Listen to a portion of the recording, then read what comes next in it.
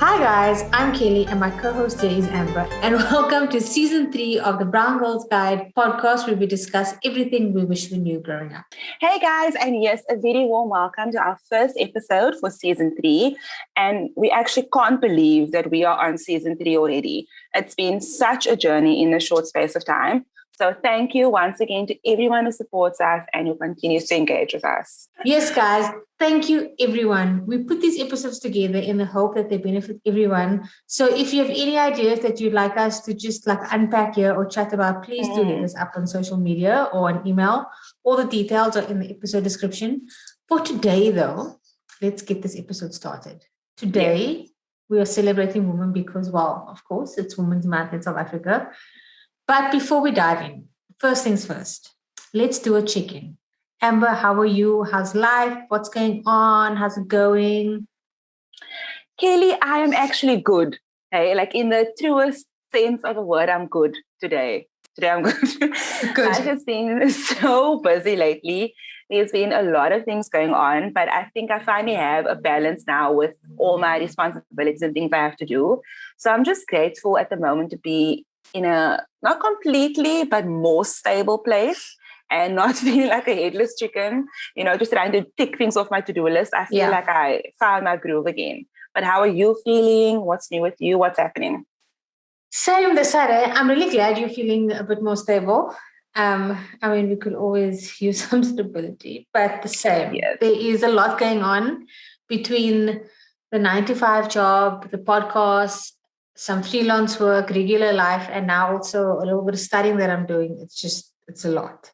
Yes, you're studying also. I am, and I just started this week, so I'm excited. But I'm motivated and I'm just trying to keep things under control. But I'm also trying to just listen to my body and my mind and take a break when I get those signals. Like if my body and my mind are telling me, look, you're a little bit run down, maybe just give it a break today. Then I'm trying to just listen to that and then just relax and maybe have a glass of wine. Speaking of, are you drinking anything for this episode today? Yes, I am drinking. And I love what you said about listening to your body. I think we could all take something from that because if you don't listen to your body will make time for you to take a break eventually. Yeah. So don't let it get to that point. But yes, I'm having a drink. The weather is, okay, it's a bit cold, but it's really nice and sunny. So I'm having a glass of the Durbanville Hills rosé to round. Is it round off or round up? Round off, I think. Round off the day. Are you having anything? I'm not. I really list, don't get me wrong.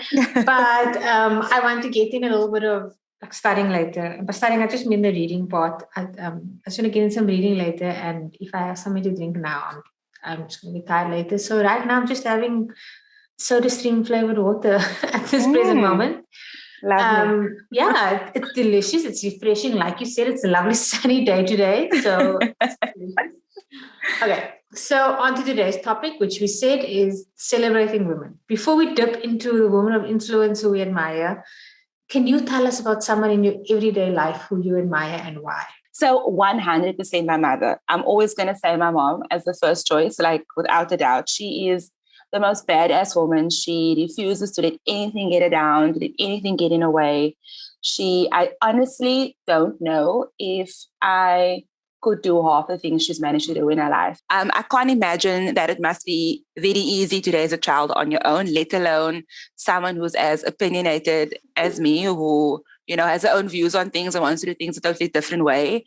And she's just taken everything in her stride and she always manages to have fun, like I see a lot of people who go through things in life and they choose to be sad, which is fine. You can choose to react to life the way you feel best for you. But she always finds a way to have fun. She's always happy or at least trying her best to stay positive, which I admire and which I try to do most of the time. So it's definitely going to be my mom, Devs. Who is it for you? I have to agree also with my mother because moms are honestly just the best. I credit like so much of who I am to my mom. My dad too, but I mean like, moms are just more hands-on and just more involved. And if I ever think of like doing something wrong or like, like sometimes you just get like a mean thought in your head about like someone else, or you get like a thought in your head that just even isn't like the best thought in the world. And then I always tell myself that my mother would be so disappointed if she knew what I was thinking or saying to myself, right? So 100% admire my mother and everything that she has like gone through just to raise us.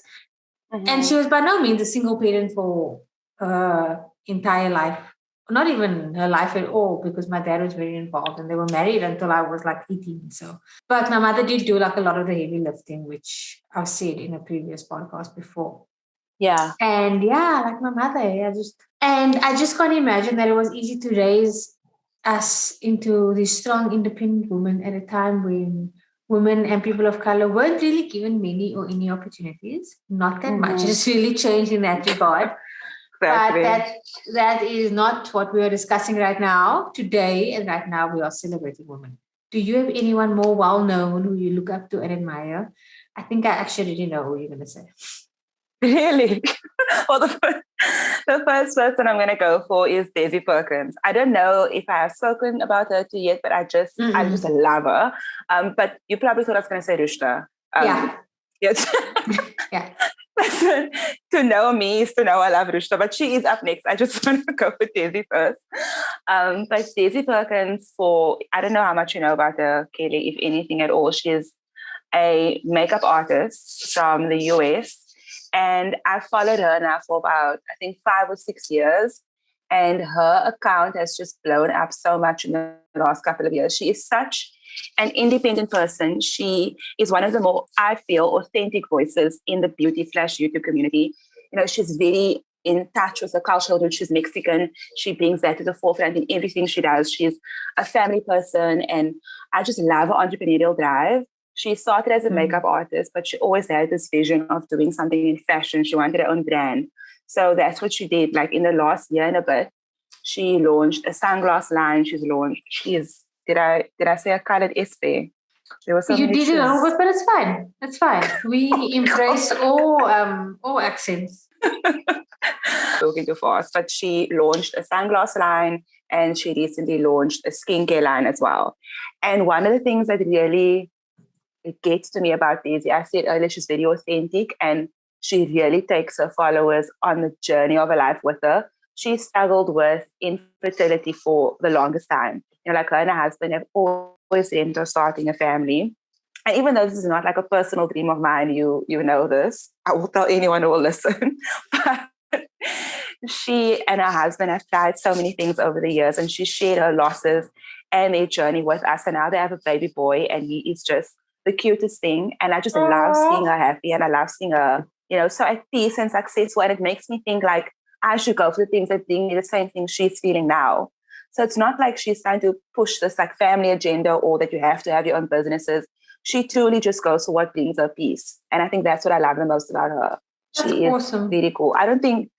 I think you might actually enjoy her page because she's not super heavy on the makeup anymore. She does a lot of home things. So they have their own little vegetable garden called Perkins Produce.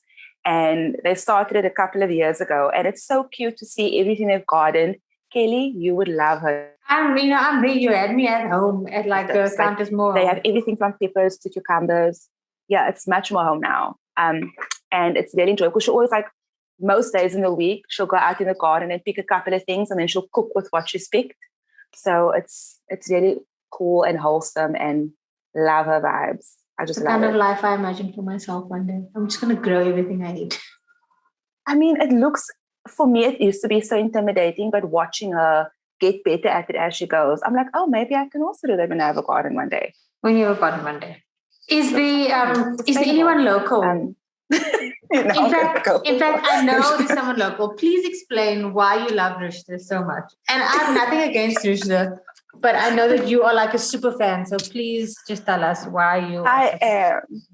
I really am a super fan. So Rushda Shizar, she's more commonly known. Her name is Rushda Musaji. She is a personal trainer from Cape Town.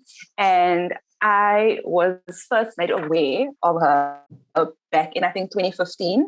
When she still had a glow studio where she would train just women. And I just started following on Instagram and I really loved her fitness content. And then I decided, okay, I'm going to go train with her in person. And when I tell you, I've never seen such a small person with such big energy She is really tiny. She's really, really tiny, but she is so, I hate that I'm saying the word fierce, but I can't think of anything else. She decides what she wants and she just full on goes for it. If she doesn't know how, she finds out how. If she can't do it herself, she finds people who can help her do it. She is flipping determined. Her motivational spirit is so contagious. Like when she is pumped up, you feel pumped up just being in her presence. I was actually so nervous to go train with her because I was like, oh, the woman is fit as hell. I don't know if she remembers, but she was like, listen, your fitness level is none of your business. I'm going to figure that out. You just get here and you do what I say. And she just pushes you to keep going. Like, this chick is nuts. Like she said, I'm going to give you guys makeup lines. I'm giving you pharmaceuticals. I'm giving you diet plans. I'm giving you eating plans. And she is so good at every aspect of it. And I think that's why I love her so much. And she's so, for a Muslim woman in Cape Town to be as daring and as opinionated as she is, a lot of people try and come to her and say like, oh, you shouldn't be doing this. You should be more conservative. You should be more... She's on the bikini. She's on the bikini. She's on the beach in a bikini and she's living her best life. And she looks stunning while she's doing it. She's an awesome mother. She's got the cutest kids. And I just really admire how she doesn't take no for an answer. She doesn't care about outside opinions. If you are equipped to do something that you want to do, then you should just do it. And I just love that about her. That's why I'm such a fan of hers. Really. She is just love her. Love her. She sounds incredible. That's my soliloquy on Rushdie. Oh, it's funny. Well, I'm going to stick with the local influences and the people who just don't give a shit what other people say, to be honest. And I just feel like I want to just highlight Nadia Jafta. I really admire Nadia Jafta. And it's not even that she's built a brand for herself, and it's not that she's like this major influencer, which she obviously is, but she must be like the most polarizing influencer locally. And she gets like so much hate for just being herself. But there she is, just doing a thing and not letting the haters get to her. I'm sure they do like behind the scenes, but she just carries on. And I remember a few years ago, there was that old birthday saga thing that happened. Yeah, then, the tables. Yes. Oh my God, then I remember. She was featured in a song with Youngster CPT, and like the people were just like up in arms. This woman could literally become a nun and dedicate her life to the cloth or whatever it is, and she could donate to charity, and people will still find a reason to hate. She is hated by so many people for completely irrelevant reasons, but she just hustles so hard, and her hard work obviously pays off. Nickelodeon's noticed her. She's an ambassador for Jive. She's got her own clothing line. She's got all these deals in the work. She's just doing her thing, and you honestly have to admire that she just makes these big moves, and I am in awe because I would have broken down ages ago, and I've been in her shoes. Not that I can. I'm actually, sorry to break your word, I'm so not shocked. What's the word? I'm so surprised that you picked Nadia. Why? Like, I didn't think you would like Nadia. Not like Nadia. I know what you mean. I love her personally. I think she's flipping awesome. I think she's hilarious. Yeah, I love her. She is so funny, and I consider like actively like look for her content. Like I don't like seek her out, but if I think of badass women who have worked hard to get to where they are, in spite of the obstacles that get in their way, or and especially in her industry, like to make yourself, to build your credibility, it's not an easy thing to do, especially in South Africa. I know, and like, people will find any old reason to hate her, and I hate these birds that are in the background, and I'm so sorry. And she just picks herself up and she carries on. And it isn't that she doesn't care what people think, but she makes a success of herself in spite of what people think. And like that for me is so admirable. And whenever I see like her content, I'm just like in awe. I'm like, look at this girl still doing her thing when people are obviously like skinnering behind her back because they're jealous or whatever it may be. I just admire her. I think she's awesome. To get a bit more serious, do you sometimes feel like women are only celebrated like during this month of August, and that the rest of the year we just have to take shit from the world? Well, I can talk about misogyny all day, every day. And so don't ask me this question, because here we go.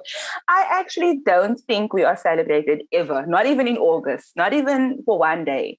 It's gotten to the point where it just, to me, seems like a lot of corporates, get budget allocated to this, as like a marketing activity to get more female clients. It doesn't feel authentic at all. It's so annoying to me. And it's very much like CEO or like boss babe, boss girl.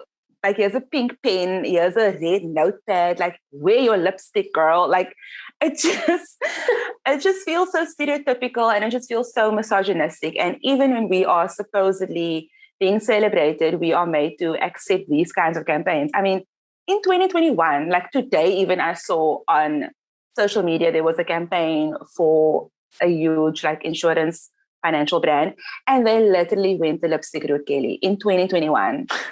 And I don't wear lipstick. Like, God, and also like, why are we still saying lipstick is something edgy to talk about? Yeah. Everyone wears lipstick. It's not even gender specific anymore in this age. Like, it's just a general thing, and there's no stigma attached to lipstick anymore. That is so outdated.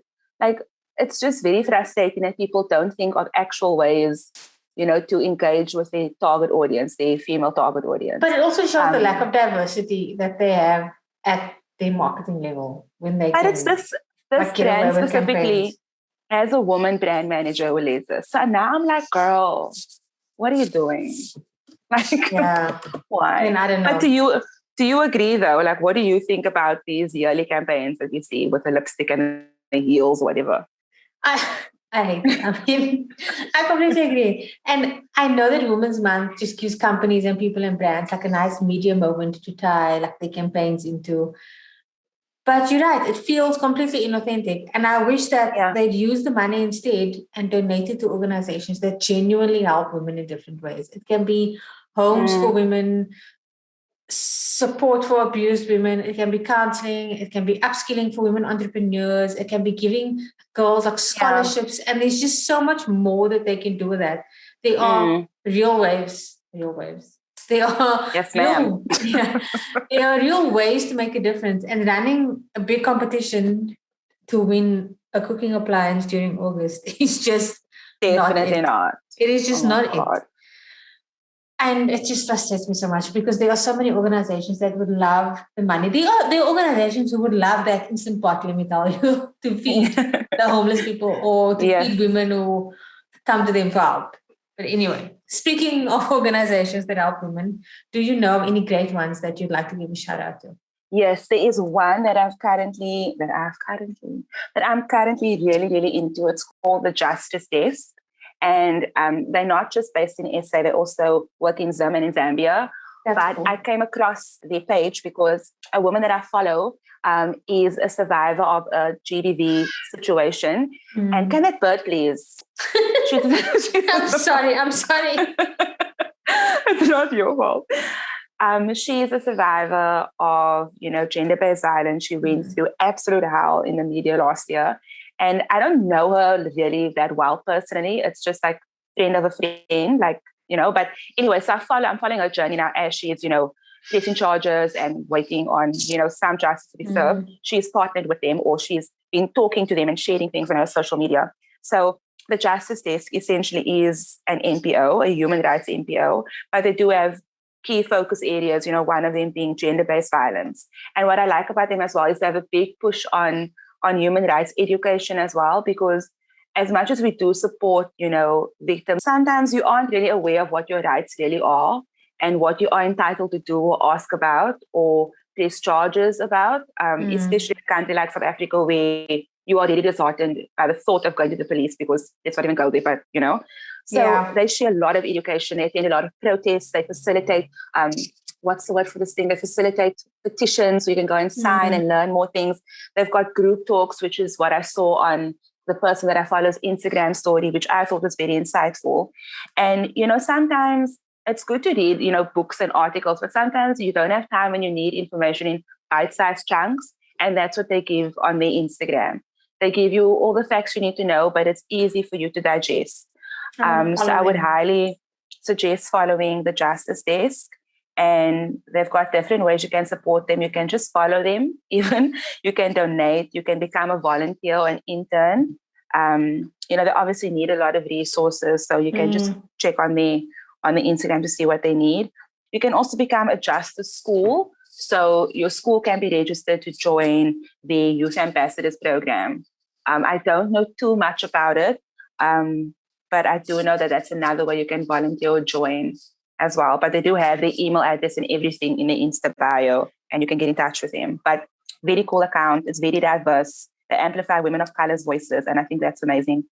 So yeah, that's my one that I love right now. What about you?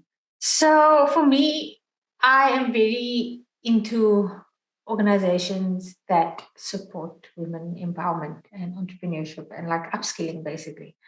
So Skills Exchange, we interviewed Stacey in season 2 about what she does, and the Skills Exchange, in a nutshell, they're basically a networking opportunity for women to come together to promote their business, to learn more from one another.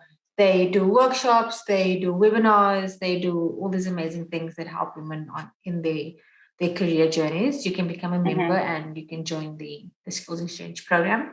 Then another one in the same vein, sort of, is an NPO called Future Females. The Instagram bio says that they are making the world a better place by fighting for an end to gender-based violence and discrimination.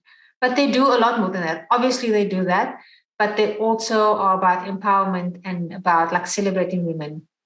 And they focus on South African women, and they do a lot of like projects that is like an empowerment, like an empowerment summit, as an example, where they have this lineup of amazing women like speakers, and they will talk to you about various topics.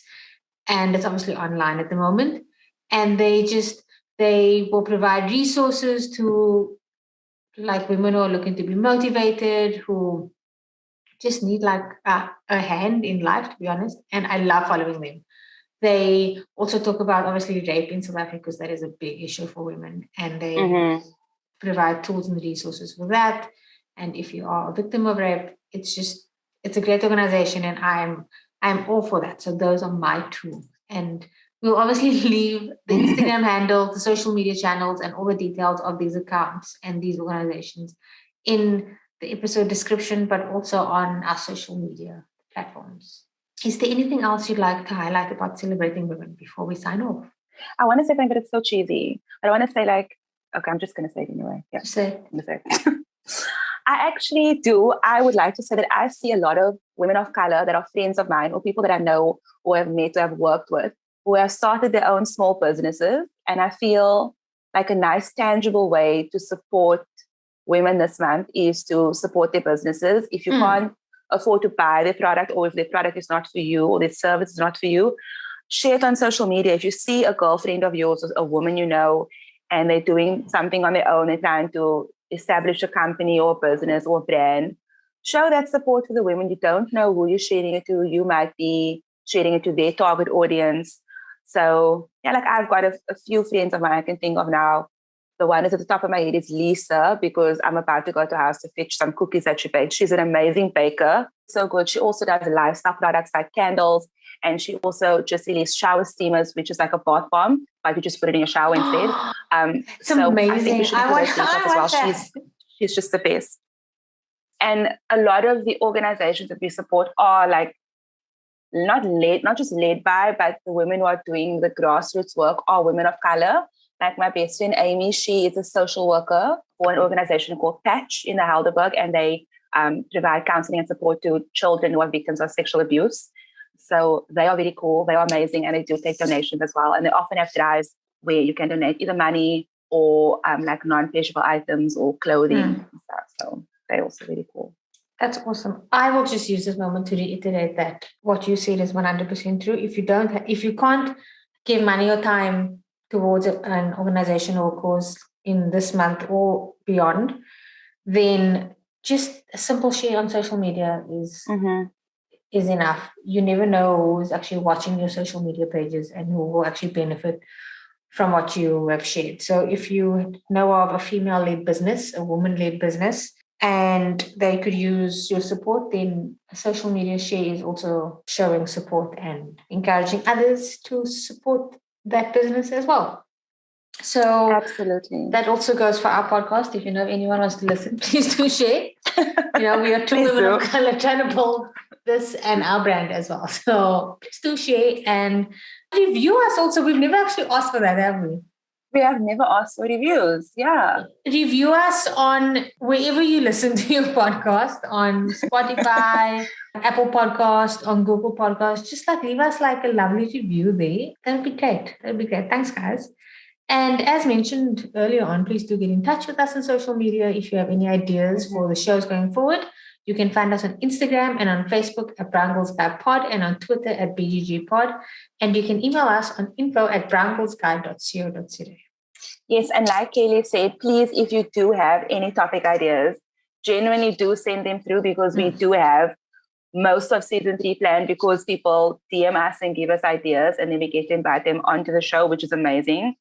So we do actually want to hear what your topic ideas are. But yes, like Kaylee said, please do keep in touch. And thank you so much once again for tuning in and for engaging and for all the support. And we'll be back next week with another episode. Yeah, so until next week, bye.